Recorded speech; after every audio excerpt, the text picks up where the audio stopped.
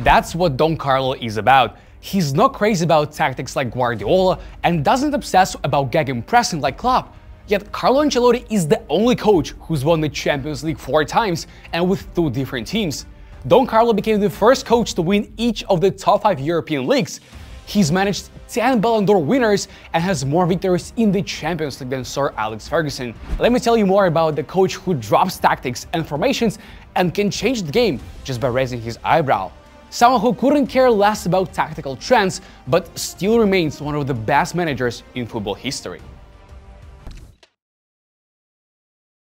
We could have never seen Carlo in the dugout just because of his top career as a player, because, star players don't always make top coaches. Ancelotti won 14 trophies with Roma and AC Milan, playing as a central mid. Add to that the bronze medals of the World Cup and Euros, and you have quite a career. It was the national team that paved the road to success after he hung up the boots. In 1994, he helped Italy qualify for the upcoming World Cup, though he was just an assistant. But the next year he got an offer from his hometown club Reggiana. He took the job and found out he didn't know a thing. He said to himself, "The problem is that when you become a manager right after finishing a playing career, you think you know everything." The higher-ups set quite an impossible goal: win the league and get the promotion to Serie A. How was he supposed to do that when he barely knew a thing about managing a group of players? It's not a surprise Reggiana were at the bottom of the table after 7 first games. But his assistant, Giorgio Ciaschini, and the players backed the board to keep Carlo, and this move was worth it. The club got the promotion and the coach got the right exposure. Parma, a top club at the time, made Ancelotti the offer he couldn't refuse. In his first year there, he almost made them champions, but 12 months later, they were only 6th despite having Gigi Buffon, Lilian Thuram, Crespo and Fabio Cannavaro. But despite the stumble, Ancelotti's stock rose as he joined Juventus. Although he failed to win the league in his 2 years in Turin, he eventually nearly returned to Parma, but got a call from AC Milan's president, which became a life-changing moment. Transformation. "Give me Nesta and I will give you the Champions League," said Carlo after his first season at Milan. He got his wish, and the transfer changed not only the formation, but also Ancelotti himself. He moved away from his beloved 4-4-2, and that decision paid off. At the beginning of his career, Carlo couldn't adapt to players and always stuck to his guns. That's why there was no place for Zola at Parma, and that's why he didn't sign one of the biggest Italian talents at the time, Roberto Baggio. It was now the perfect time to change that. In Milan, he starts to listen to his stars. He lets Rui Costa play close to the attack, finds a place for Rivaldo, and moves Pirlo into a deeper role. Under Ancelotti, Milan played in 3 Champions League finals in 5 years. In 2003, he beat Juventus in the penalty shootout, getting a revenge on the old lady fans who mocked him for being a lifelong runner-up. 2 years later, he lost to Liverpool in that Istanbul final, but retaliated in 2007. In 2009, Carlo signed for Chelsea, where things got better and better day by day. He won the Community Shield and the first 6 games in the league in a row. The Blues won the Premier League with the record-breaking 103 goals in a year, but faltered in the Champions League, which didn't please the owner Roman Abramovich. The rather one-sided conflict between the two started and led to Ancelotti's sacking. He eventually moved to Paris, where everything was like a nightmare at the beginning. Back then, the French team was far away from being a top club, and it showed even in their facilities. Hell, PSG didn't even have their own cafeteria, and players came to the training ground just for training. Ancelotti started doing what he does best: create an atmosphere. He opened up a little restaurant where the footballers could spend more time bonding and having fun. He popped by from time to time and sometimes joined the team on a night out. No deal. It didn't take long for the players to realize Ancelotti was way more than a manager. He was a friend and someone who they were ready to die for. Despite a trophyless season, the management was impressed with the Italian and decided to splash out for stars like Zlatan Ibrahimovic and Thiago Silva. But 6 months later, the cracks began to show. Ahead of one game, the Sheikh set an ultimatum: you either win the next game or you're fired.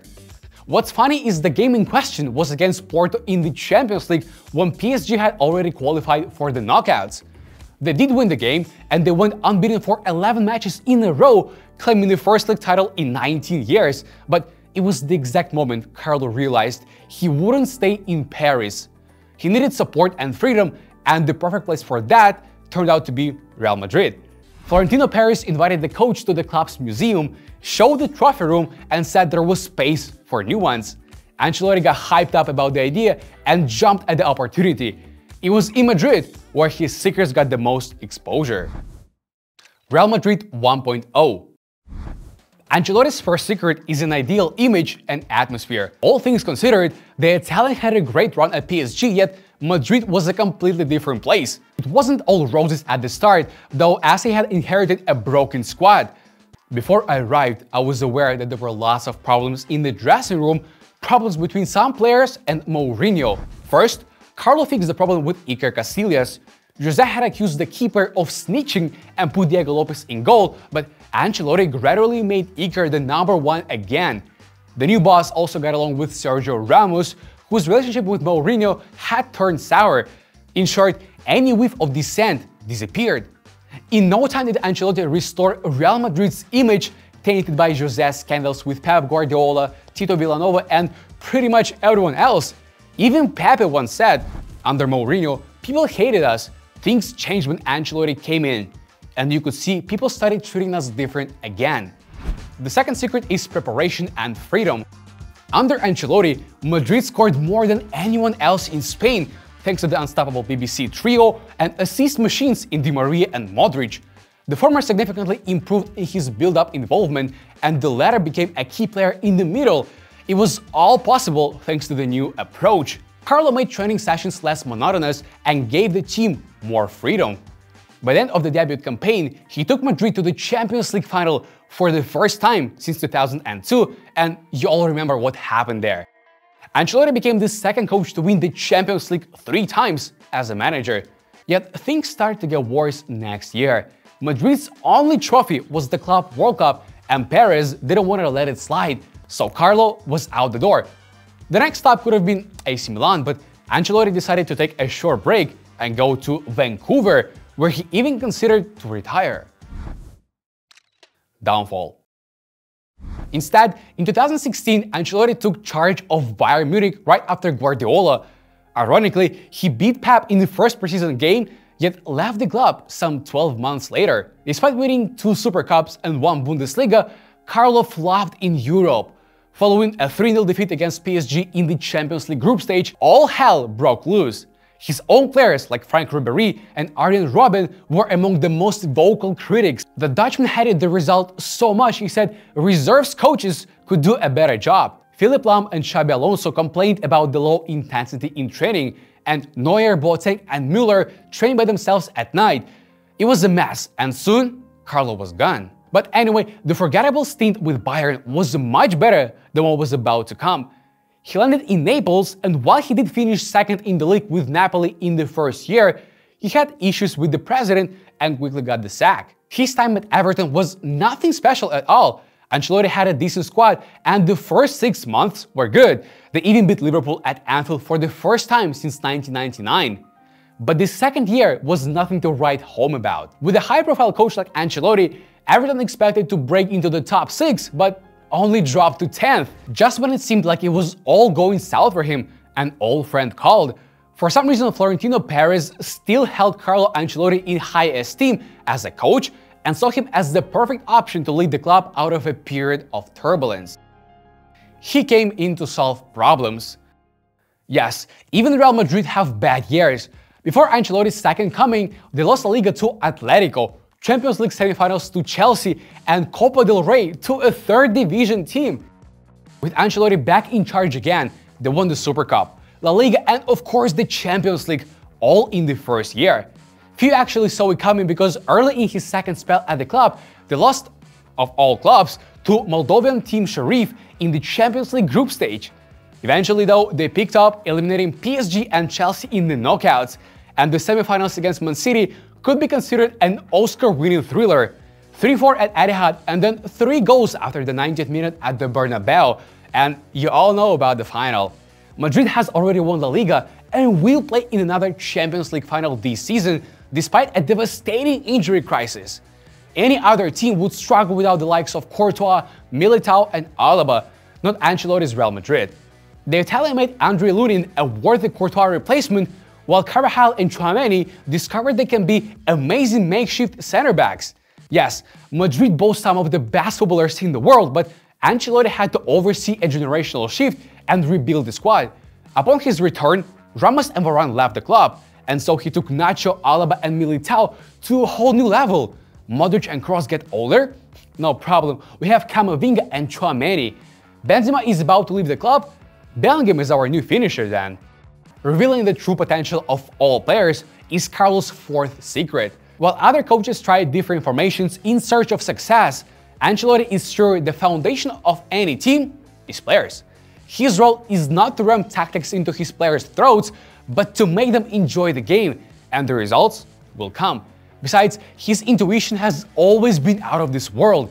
In the 06-07 Champions League final, he started 33-year-old Inzaghi over Alberto Giuliardino, who was in better shape. The result? People scored a brace and secured the victory. In 2010, he offered Chelsea players to pick the tactics themselves, and the result was another trophy. His ties with the players, the fifth secret.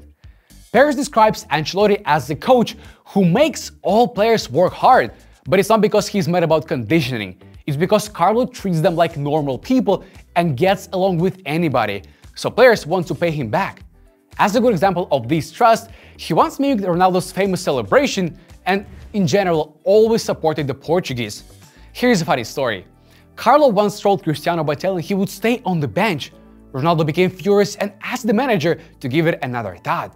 Ancelotti's response was this: "No, you're having a rest day until 3 p.m. At 3:30, you're warming up. At 4 p.m., you score and get us a victory." Carlo stands for his players and motivates them. It's not by chance he's nicknamed Papa Carlo. Like a good father, he creates a cozy atmosphere and cares for everybody.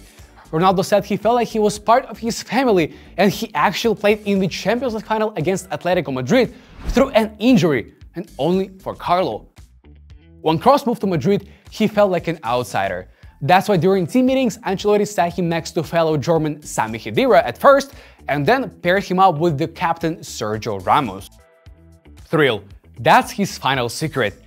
Carlo doesn't view being a manager as a job. It's more of a passion that helps him stay in the game for so long, and despite such passion, everybody is shocked at how ice-cold he is. That's how other coaches celebrate goals. That's the way of Ancelotti.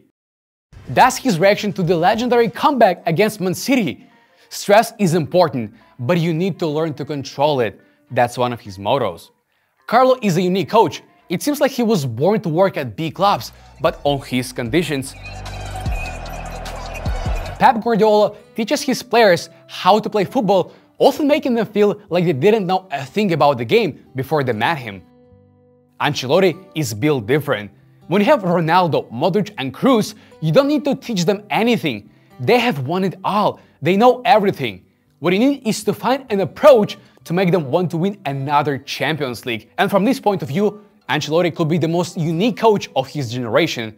He works so well with the superstars that Ferguson, Guardiola or Mourinho could be just jealous. Carlo once said there was no secret to his success. He only demands ambition, desire and loyalty. As long as the players are willing to give it to him, Ancelotti keeps winning. How long do you think he will stay at this level? Where should he go next? Maybe it's time for a national team? Let me know down below. And as usual, know the ball.